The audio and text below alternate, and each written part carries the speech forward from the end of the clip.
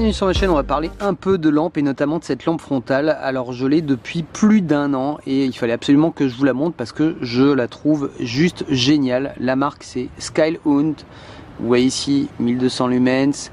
Cette version elle est en neutral, moi je l'ai en blanche et celle-ci en neutral. Il y a la H03 et la H03F. Enfin, vous allez voir, il y a trois versions en fait de cette lampe. Alors je vous montre les deux que j'ai en ma possession. Ici c'est la mienne que j'ai depuis un an, donc vous voyez que je l'utilise plutôt avec un petit étui que je me suis fabriqué en Kydex, donc je l'utilise pas forcément en frontal. Et celle-ci a directement un nid d'abeille intégré à son optique, donc vous voyez comme vous pouvez le voir elle est déjà tombée, etc. On la verra de plus près tout à l'heure. Et cette autre version qui existe, donc la H3F, avec ici ce diffuseur qui sera amovible, et là à l'intérieur on peut voir un réflecteur ici en peau d'orange, donc ça permet d'avoir évidemment une lampe qui va éclairer loin ou qui va éclairer de manière diffuse. Vous verrez que je préfère tout de même cette version là, mais celle-ci peut être évidemment extrêmement intéressante. Vous voyez que le marquage est un petit peu parti sur la mienne, ça a du mal à faire le point. En tout cas voilà, je l'utilise réellement tous les jours et je trouve que c'est une lampe vraiment fantastique qui se rapproche énormément de l'Armitech Pro. Vous allez voir pourquoi, parce qu'elle a vraiment beaucoup de points communs avec cette lampe. Avant de commencer à parler technique, on va voir un petit peu ce que propose le pack. On va avoir évidemment ici joint de rechange et cette partie là que je sais pas du tout à quoi elle sert, mais il me semble que c'est pour remplacer l'aimant puisqu'elle a un aimant à l'arrière. Je pense que c'est cette pièce là. Le fameux clip, vous avez vu que moi j'utilise sur ma version, le bandeau.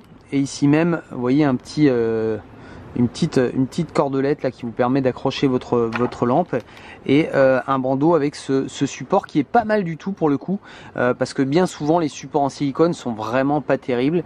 Et là très honnêtement, bien qu'il soit relativement mou, il est très confortable, il monte hyper haut et finalement on l'a hyper bien sur la tête. Donc moi effectivement j'ai mon bandeau de côté puisque je l'utilise parfois pour le bivouac. Et on va voir maintenant un petit peu les données techniques de cette lampe. Alors je vous le disais dans l'introduction, elle me fait énormément penser à l'Armitech Pro. Pourquoi? Parce qu'elle propose vraiment beaucoup de modes différents. Vous allez voir, on passe du 0,5 au 3, au 20, au 70, au 120, au 365, au 490, au 900 lumens et le mode boost qui est sur cette version de 1200 lumens. Donc on a vraiment un énorme choix. On va avoir le stroboscope, le SOS et la balise, vous verrez. On est sur 44 grammes la lampe à vide, vous rajoutez 49 grammes pour l'accu. La LED, pardon, la Cree XML2 U4. Voilà, pour ceux que ça intéresse. Et on va avoir une portée maxi de 145 mètres, en sachant qu'on va être plutôt sur celle-ci, avec ce réflecteur ici ouvert. Alors justement, ce réflecteur, je voulais vous en parler. Alors il peut évidemment s'enlever, puisque c'est simplement ici un petit axe qui est à l'intérieur, donc il suffit de le pousser pour l'enlever. Moi, ce que je trouve dérangeant, là, voilà, c'est ça. C'est que c'est simplement mou. Donc effectivement, si on venait à courir en utilisant que cette partie là, on l'enlèvera. Alors cette lampe existe avec cette version unique, justement sans cette partie là, et voilà, une fois qu'on la met dessus, voilà, ça bouge légèrement, mais c'est absolument pas gênant. Je vous le disais, cette lampe je l'utilise tous les jours depuis un an. Moi j'ai cette version qui est blanche ici, celle-ci elle est neutrale, justement j'ai pris les deux pour que vous puissiez comparer un petit peu ces deux éclairages différents. Comme vous voyez, elle est déjà tombée, hein, elle a déjà vécu, en tout cas elle est extrêmement fiable, c'est à dire que je me pose pas la question quand je la prends le soir, quand je vais aller balader mes chiens, je vérifie pas si elle fonctionne ou pas, je sais qu'elle va marcher simplement. Donc c'est vraiment, je vous le dis, au bout d'un an, une lampe comme ça où j'ai eu zéro problème. Je vous montre tout de suite une petite chose qui pour moi est assez importante, regardez voir, c'est ici ce culot d'une simplicité folle. C'est-à-dire, vous voyez, il y a simplement ici ce ressort qui va venir évidemment faire contact ici sur le contour ici. Donc c'est extrêmement simple. Cette partie elle est évidemment aimantée, donc ça évidemment c'est pratique hein, sur un véhicule en forêt, sur un couteau, etc. Regardez regardez aussi l'épaisseur des parois ici qui est exactement la même partout. Ça aussi c'est un gage de qualité, je vous le dis.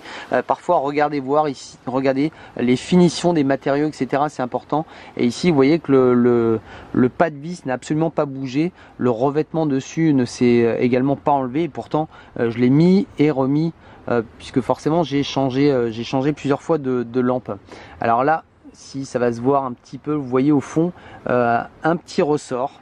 Et un petit ressort là, ça veut dire quoi simplement? Ça veut dire que je vais pouvoir mettre n'importe quel type de batterie, que ce soit ici des batteries plates non protégées, que ce soit des batteries protégées qui sont un petit peu plus longues avec un téton, sans téton.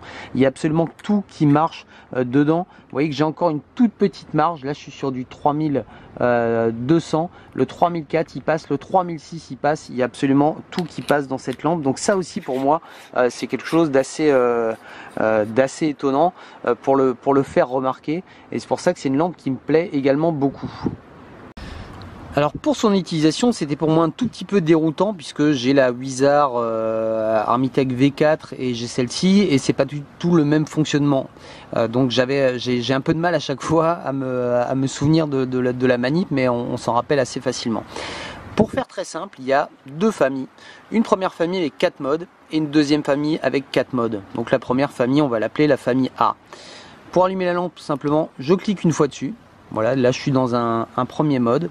Et à chaque fois que je vais cliquer une fois dessus, je vais changer de mode et je vais passer dans les modes différents.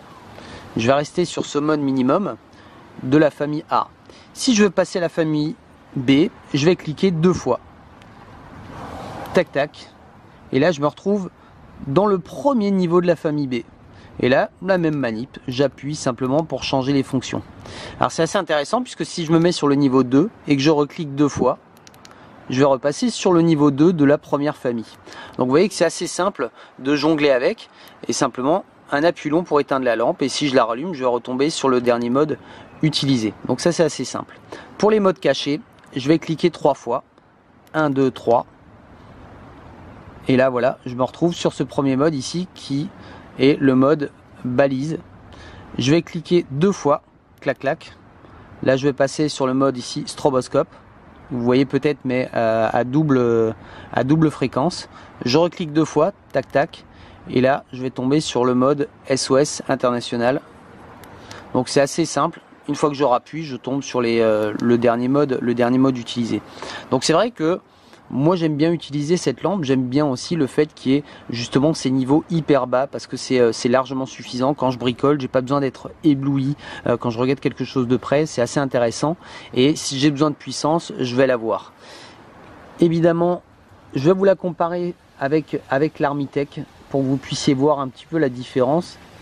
Ici, toujours ce nid d'abeille, vous voyez, 4 vis. Donc la finition, très honnêtement, elle est plus que correcte. On n'est pas sur les normes de résistance de l'Armitech, etc. avec ses 10 ans de garantie, ses 10 mètres d'étanchéité, etc.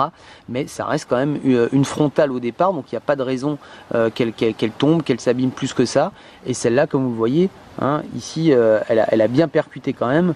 Voilà, il n'y a pas de souci. Le fait qu'il y ait ces deux ressorts ici, c'est aussi assez amusant puisque ça permet quand même d'amortir en cas de choc la lampe. Hein. Si ma lampe va tomber dans ce sens, elle sera légèrement amortie par le ressort du haut, et ainsi de suite à l'envers pareil. Ici le petit clip, vous voyez, qui se fixe simplement dessus. Alors attention, c'est un clip de poche, bien qu'il soit quand même assez costaud. Hein, c'est pas celui-là que je mettrais par exemple sur une ceinture au risque de perdre la lampe. Vous avez vu que moi je me suis fabriqué plutôt un petit étui en Kydex. Je vous montre la deuxième de plus près également, juste pour vous montrer. Hein, évidemment la grosse différence, ça va être là. Un gros refroidisseur, donc ça c'est assez intéressant. Et là, cette petite partie qui va venir ici, se fermer ici. Alors vous voyez, moi j'ai ce petit jeu moi qui m'embête un petit peu. Alors c'est rien, ça se voit pas. Alors effectivement, quand ici le diffuseur est directement mis dessus, j'ai un éclairage qui est un tout petit peu plus large, mais à peine, vous le verrez à peine sur les photos, vous verrez. Là évidemment on aura quelque chose d'un petit peu plus différent avec cette optique qui sera complètement libre.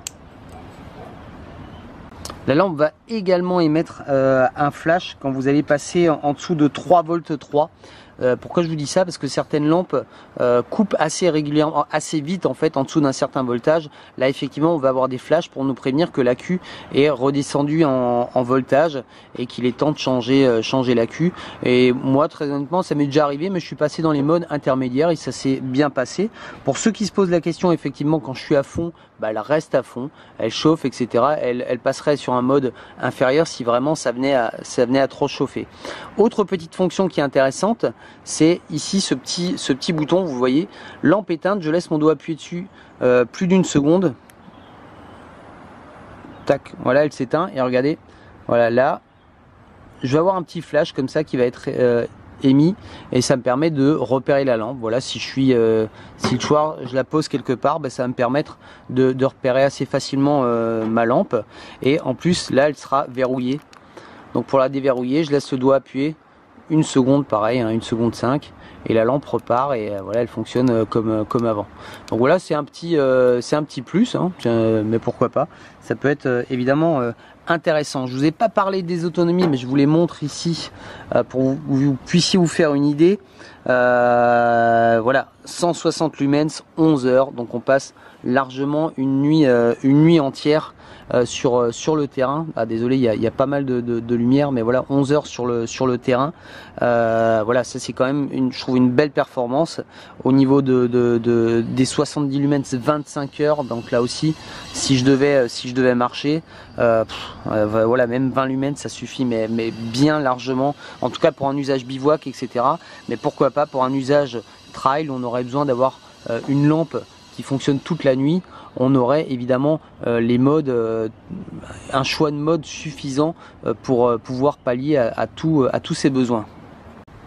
Et si je clique 2 fois sur la lampe, sur le bouton, bah là je suis tout de suite à fond. Donc ça peut être évidemment intéressant. Et il suffit de recliquer une fois pour repasser après dans les modes qu'on avait choisi auparavant. Donc vous voyez une lampe quand même qui est extrêmement complète. Je vous la compare également avec l'Armitech, que ce soit l'Armitech V4 ou l'Armitech Pro, on est sur la même taille de lampe et regardez, elle est légèrement plus petite. Alors bien plus petite, hein, on doit être à un bon centimètre de moins. Ici on est à peu près sur le même diamètre, mais en tout cas voilà, un poil plus court. Ici également l'optique qui est un tout petit peu plus grand sur l'Armitech, mais à peine. Évidemment on fera le comparatif entre celle-ci et la neutrale justement dans les photos, et ça vous permet de voir un petit peu déjà en termes d'encombrement que celle-ci est encore un peu plus petite. Je vous le disais, cette différence de texture aussi, de qualité, on est sur un truc un petit peu plus qualitatif au niveau de l'Armitech, mais honnêtement voilà, moi j'ai pas eu de souci avec celle-là. Et très honnêtement, alors on m'a demandé dernièrement de refaire un top 10 sur les lampes frontales, et honnêtement celle-ci pour moi elle serait dans le top 3 franchement, au vu de l'utilisation que j'en ai fait et du confort d'utilisation et du répertoire qu'on peut avoir au niveau des luminosités. Voilà, je trouve que c'est hyper complet. Allez, c'est parti, je vous laisse maintenant avec les photos de mes tests. Vous allez pouvoir voir un petit peu comment fonctionne cette lampe et pouvoir la comparer entre le modèle White neutral et également l'Armitech neutral. Comme ça on va pouvoir un petit peu voir ce que donne cette petite lampe.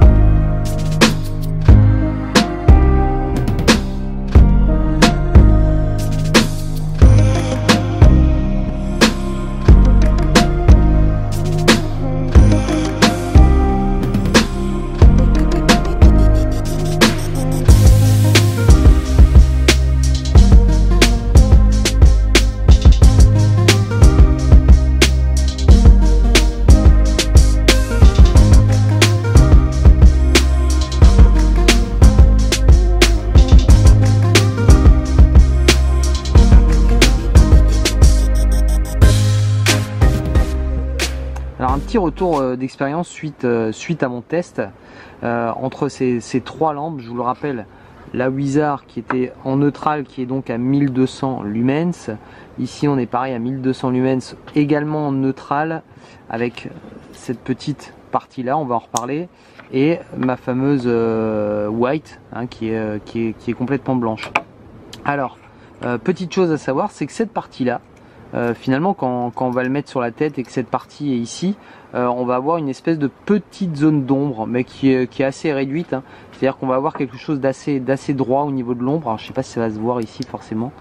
Bah si, assez. Vous voyez, en fait cette partie là qui est complètement droite, bah, elle va se retrouver évidemment devant nous, alors que quand on a le diffuseur on ne l'a absolument pas.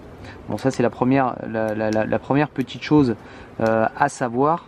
La seconde, c'est qu'on y voit, alors je sais pas si ça se voit justement en photo, mais on y voit franchement ultra mieux avec la Wizard. Déjà c'est pas le même neutral, on est sur une température beaucoup plus chaude ici, donc on arrive vraiment mieux à distinguer les reliefs, etc., les couleurs.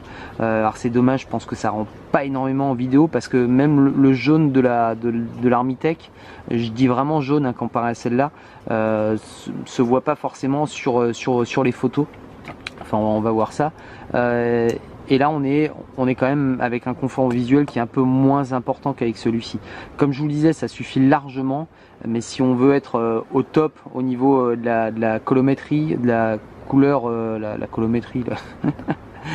Si on veut voir vraiment les véritables couleurs et vraiment les reliefs, il n'y a pas au-dessus de la Wizard là. Franchement, avec tout ce que je teste comme lampe, où je peux voir, il y a vraiment ce confort visuel qu'on a avec l'Armitech, c'est incroyable. Maintenant, encore une fois, là on est franchement sur une très bonne lampe avec un éclairage qui est complètement diffus, comme vous avez pu le voir. Là, à chaque fois que je faisais les photos avec celle-là, la deuxième photo, j'enlevais ça, donc on voit un petit peu finalement la lumière qui est un petit peu concentrée avec justement cette peau d'orange. Ça reste quand même suffisamment large, et après effectivement si on place cette partie là, on va se rapprocher vraiment d'un éclairage diffus comme celui-ci. Donc voilà, très bonne lampe, honnêtement, très bonne lampe. Maintenant, pas encore au-dessus du Wizard au niveau du confort visuel en tout cas. Voilà, je vous dis à très bientôt. C'était Chris Jones, bye bye.